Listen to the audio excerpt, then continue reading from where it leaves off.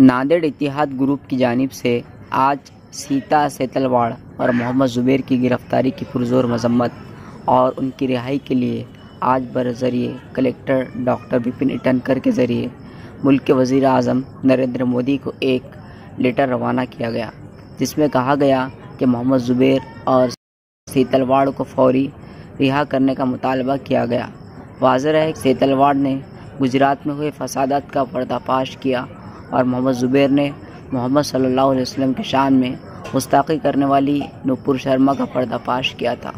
नांदेड़ इतिहाद group का बोलना है कि इस मुल्क में जमहूरियत है, यहाँ जुल्म के ख़िलाफ़ सबको अपनी आवाज़ बुलंद करने का हक़ है।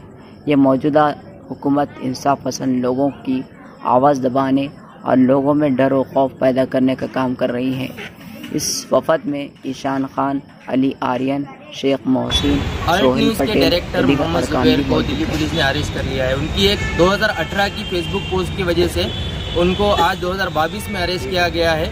हालांकि वो पोस्ट 2018 में की गई थी और एक मूवी का क्लिप था जिसका उनकी वास्तविक ज़िंदगी से कोई ताल्लुक़ नहीं था। मूवी के क्लिप को अगर उन्होंने फेसबुक पे डाला है तो मूवी के डायरेक्टर पे, मूवी बनाने वालों पे केस होना चाहिए, बल्कि ना कि जो उसको शेयर करता है उसके ऊपर।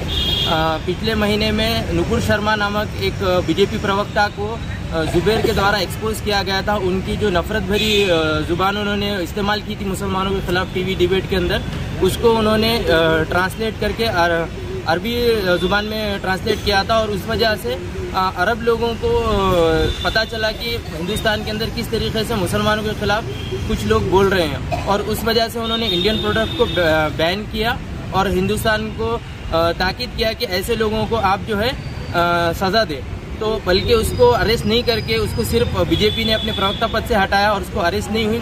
और ज़ुबैर मोहम्मद जिन्होंने उसको एक्सपोज किया था उसको इस महीने दिल्ली पुलिस ने अरेस्ट किया है। ये बिल्कुल भी अपनी यंत्रणा का गलत इस्तेमाल करना है बीजेपी सरकार की तरफ से और ये व्यक्ति की आज़ादी को दबाने का काम है और इसकी हम पूरी तरीके से मजम्मत करते हैं। और आज हमने नांदेड़ इत्तेहाद ग्रुप की जानिब से देश के प्राइम मिनिस्टर नरेंद्र मोदी को एक निवेदन दिया है और जिसमें हमने तीस्ता सेतलवाड़ जिन्होंने गुजरात दंगों के बाद गुजरात सरकार के खिलाफ अपना मुहिम खोली थी और जो मजलूम मुसलमान गुजरात के दंगों में मारे गए थे उनके लिए वो कई सालों से लड़ रही है, उनको भी अरेस्ट किया है हमने निवेदन के अंदर।